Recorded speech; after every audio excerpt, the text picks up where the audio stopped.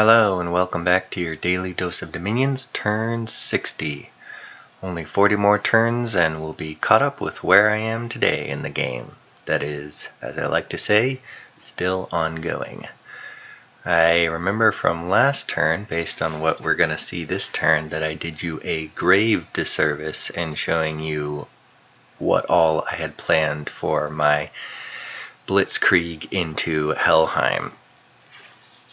We're going to actually skip this for right now and go straight into the map, and we'll read the messages so that I can explain it after you've seen what the current setup is.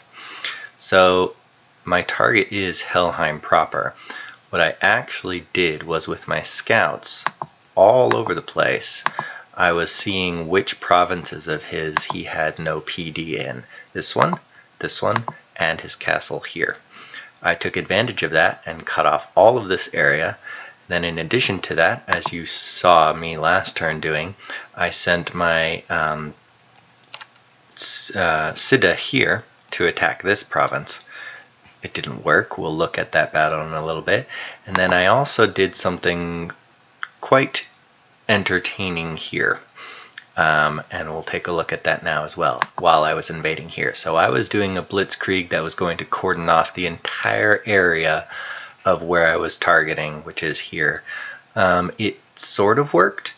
It did definitely catch him by surprise, I'm hoping and assuming, at the viciousness of my assault and invasion. And we will continue on with that viciousness, hopefully being effective. Now let's take a look at these messages. So I cast Imprint Souls with my Pretender.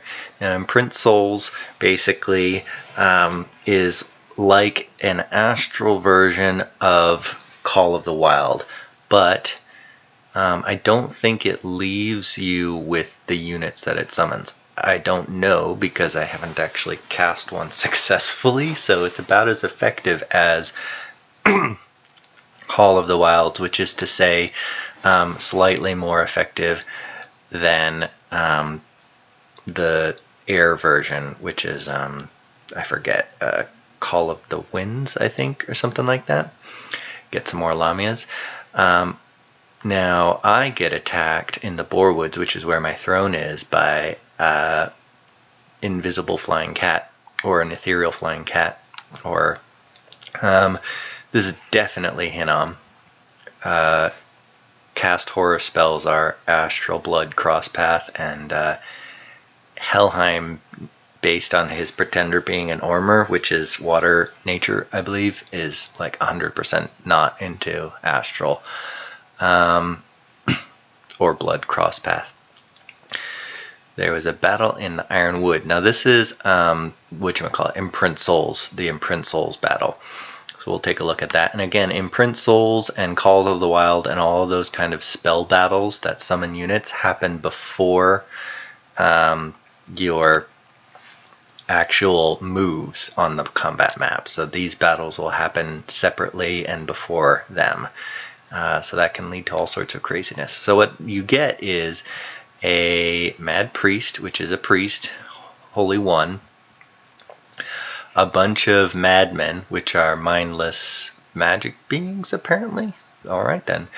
And then a couple of flagellants. Now, I'm not entirely sure how this spell works. Maybe it works better with larger population provinces that you target, but I'm not sure. I might just be making that up. Now, flagellants are cool because they are sacred, and so they can be blessed by the priest that comes leading them, and they are blessed with your bless. So they get regeneration, fortitude, and magic weapons. Not super tanky, 0 protection, and 9 hit points, but still highly amusing. So they are not super effective. They could have actually not been terrible against this, though, because this is literally just slingers. But they don't seem to do that well anyways, unfortunately, because they're just not that good. They're really not. I found a Thunder Oak, which is more air. That's great. Now I actually have a positive air income while I'm still forging Owl Quills a turn. This is just, oh hey, this is TNG taking the throne of Jade Amazons, so that's cool. I took control of this for free, and this was a really big mistake on his part because he had no PD over a temple, so that was silly of him. And I took that province for free. And this is the battle with my Siddha. So I actually he doesn't die. It's actually very hard to kill them because with teleport and blink they can, whenever they feel like, just leave. But he did not do super effective, probably because he just can't deal a lot of damage, and he doesn't have fear, so he can't make them all run away. He literally just has to punch and kick them enough for them to want to not fight him anymore. And this is Furbolg, so that's going to be a little harder to deal with. Let's see if he's gotten hurt so far. Nope. So he's got Astral Shield up, has he? Yes, he does. There's a first hit in on him, but he's already got resistances to all of the damage that's coming into him. Regeneration and Mist Form, Ethereal, so it's really hard, and Awe, so it's really hard to hit him. And he's just punching away. Punch, punch, punch. Takes 1 damage. Do-do-do, do-do-do. Shockwave. Sweet. So he can still cast spells, because I did have him scripted to spells. But yeah, now the slingers are going to get in and whack him around a little bit. Shockwave. Oh, no, he leaves. That is unfortunate. I'd even gotten his commander to rout, it looks like. And yeah, if I had just held on to 1 more turn, I would have gotten it. Let's see, he makes it to Troll Canyons, which I set that up for myself, so that's fine. He did get a chest wound, so that sucks. But oh well, I didn't really give him a whole lot to work with, and he did well enough for himself that I'm not too disappointed, and he didn't die. So just now I know sort of his strengths, weaknesses, and abilities a little better. And so we're going to move here now, and then right there. Let's see again the messages. So that was the Siddha. We take control of that province for free, and I lose nobody in this invasion. So there you go. I lose an Iron Pig, raising another temple, and I think that's all of Yomi's temples. Let's take a look at this battle, with the immediate invasion here force to see how they're set up. So I've got these guys in the front. I have shown you this already, but can't hurt to do it again. And then the bears in the back, I cast a bunch of spells, mostly buffing spells, and their protection gets through the roof, even with all their rusty equipment. And then the second wave comes in. And these guys have mat move combat speed 14, and they only have combat speed 10, so they will catch up by the time they're needed, because they'll just tank all this damage and then they'll come in and mop up. In the meantime, I'm casting more buffs on them. Yeah, they aren't even needed. The Gundharvas just take care of it all by themselves. Alright, I am sieging a fort, but I can't breach it, and we are still under siege in Yomi because the AI is not moving, and I bought someone. Oh right, I bought the elephants. So I bought the elephants because elephants are good, and I thought I was going to use them to help finish wiping the... Oh, I'm going to use them to clear off the... Yeah, I'm going to use them to clear off this group of sieging units. As long as I make them rout, they'll all die because there's nowhere for them to retreat to anymore. So, and then I'll just take these 2 provinces and they'll be done. And then TNG can come and take his side of the border like we agreed. Which I think I send a message to him saying that. Yep. And I tell him I'm invading Helheim, or Helheim proper. Same thing. To Airmore, my ostensibly 2 allies. And then let's see what I'm doing with the rest of my turn. Recruit. Couple of turns for that palisade still. Recruit. Nobody. Where is all my gold going? Oh, another enchantress. I got a fire one. Yay. Fire 2 allows me to cast transmute fire. Transmute fire is